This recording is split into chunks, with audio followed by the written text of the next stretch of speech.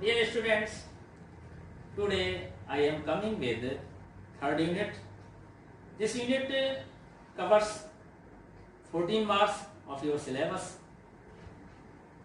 Unit third, मानव कल्याण में जीव विज्ञान, बायोलॉजी एंड ह्यूमन वेलफेयर. ये लेसन 5 बिंदुओं को कवर करेगा. मानव में सामान्य रोग, प्रतिरक्षा, एड्स, कैंसर, ड्रग और एल्कोहल उपयोग. Hippocrates is considered to be the father of modern medicine. प्राचीन यूनानी वासी जैसे कि हिप्पोक्रेटिस और चिकित्सा का आयुर्वेद तंत्र ऐसा मानता था कि स्वास्थ्य शरीर और मन की ऐसी स्थिति है जिसमें देह के कुछ तरलों का संतुलन बना रहता है. ऐसा माना जाता है कि काले पित्त वाले व्यक्ति गर्म व्यक्तित्व वाले होते हैं और उन्हें बुखार होता है. हार्वे द्वारा रक्त प्रसंचरण तंत्र की खोज और थर्मामीटर का उपयोग करके काले पित्त वाले व्यक्तियों के शरीर का तापमान पर सामान्य दर्शाने से स्वास्थ्य के अच्छे तरल की परिकल्पना को सिद्ध कर दिया. कुछ वर्षों बाद जीव विज्ञान ने बताया कि तंत्रिका तंत्र, न्यूरल सिस्टम और अंतःस्रावी तंत्र, एंडोक्राइनल सिस्टम हमारे प्रतिरक्षा तंत्र को प्रभावित करता है और हमारे प्रतिरक्षा तंत्र हमारे स्वास्थ्य को बनाए रखता है. इस प्रकार मन और मानसिक स्वास्थ्य हमारे स्वास्थ्य पर असर डालती है.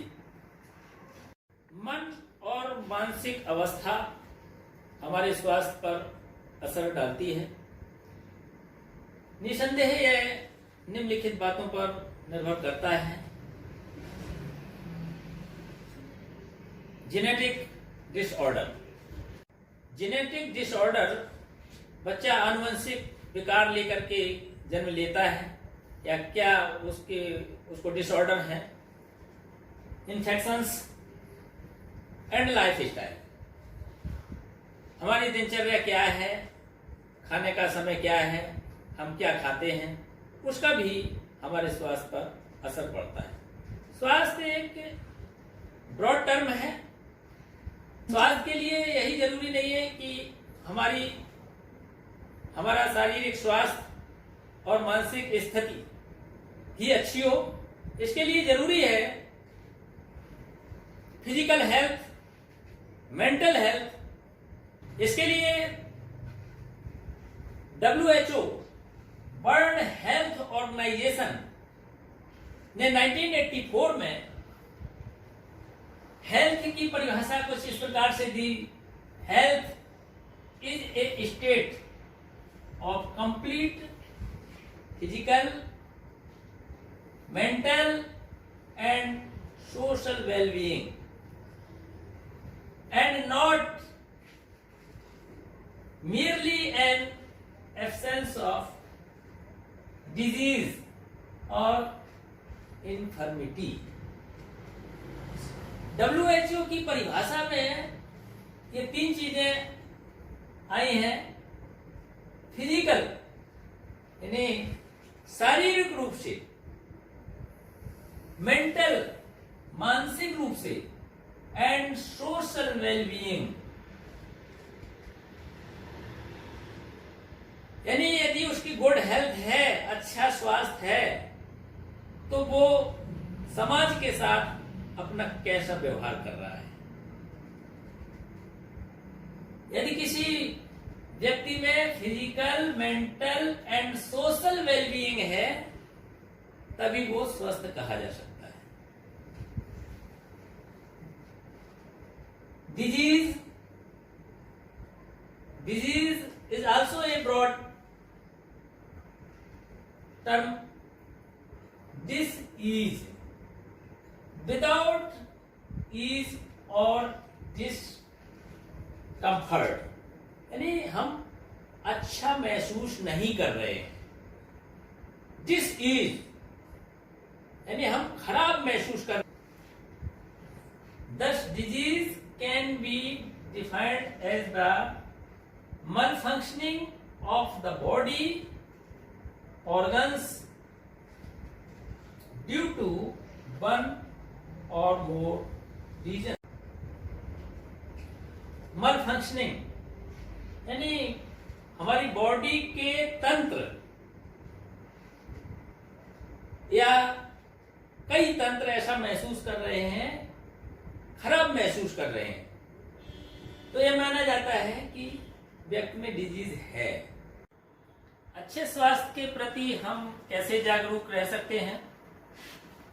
इसके लिए संतुलित आहार, नियमित व्यायाम और योग करना चाहिए। अच्छे स्वास्थ्य से क्या लाभ होता है? अच्छे स्वास्थ्य से आयु बढ़ती है, शिशु जन्म मृत्यु दर में बढ़ोतरी होती है, कार्य क्षमता बढ़ती है, जिससे सुख समृद्धि और खुशहाली आती है।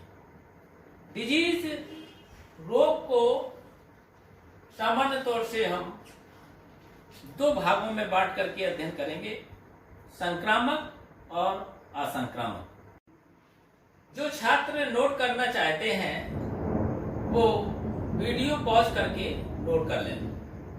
तो disease divided into two type, संक्रामक रोग, असंक्रामक रोग, infectious disease and non infectious disease.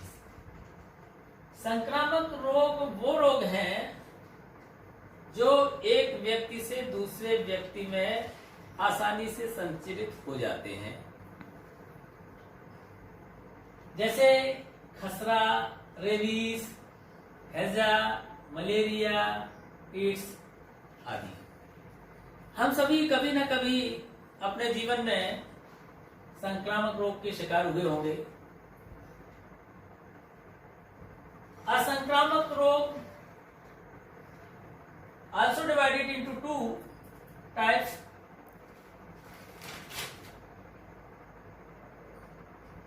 जन्मजात रोग, congenital disease and उपार्जित, acquired disease। असंक्रामक रोग वे रोग होते हैं जो एक व्यक्ति से दूसरे व्यक्ति में ट्रांसमिट नहीं होते हैं, जैसे एलर्जी है, arthritis, cancer, diabetes and malnutrition, कुपोषण। ये दो कैटेगरी में आते हैं, जन्मजात, कंजेनाइटल, जैसे डाउन सिंड्रोम है, हीमोफीलिया। उपार्जित, एक्वायर्ड वे रोग होते हैं जो जन्म के पश्चात रोगी व्यक्ति से स्वस्थ मनुष्य में आते हैं, जैसे तनाव, कैंसर, एड्स, कुपोषण। कैंसर बहुत ही खतरनाक बीमारी है जो बहुधा देखी जाती है या हो जाती है, जैसे खसरा, रेबीज, हैजा, मलेरिया, एड्स आदि। हम सभी कभी न कभी अपने जीवन में संक्रामक रोग के शिकार हुए होंगे। असंक्रामक रोग also divided into two types,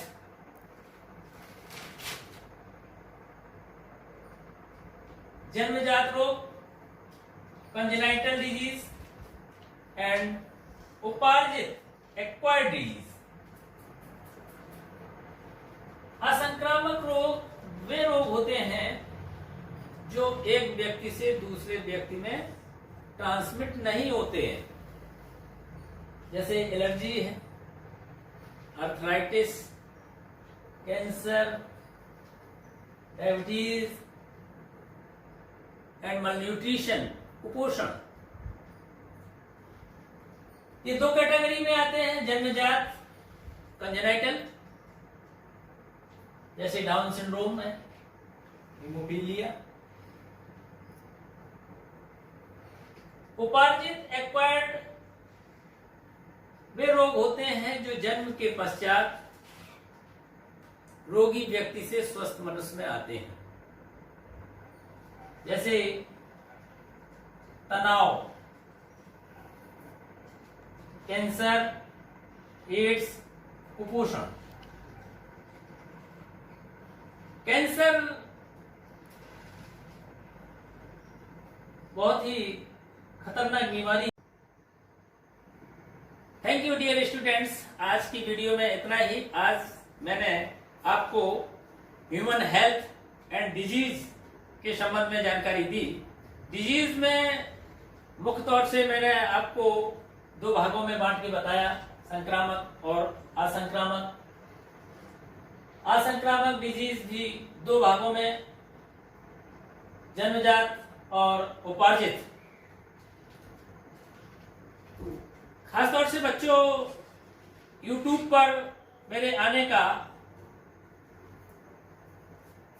एक आशय और है कि हमारे बच्चे यूपी बोर्ड के हमारे बच्चे किसी भी दूसरे बोर्ड से कम ना हो, अपनी योग्यता में कम ना हो। इसलिए आपको जो भी पढ़ाया जा रहा है वो आप जरूर नोट्स बना करके दोहराएं। अगली वीडियो में हम आपसे पुनः मिलेंगे।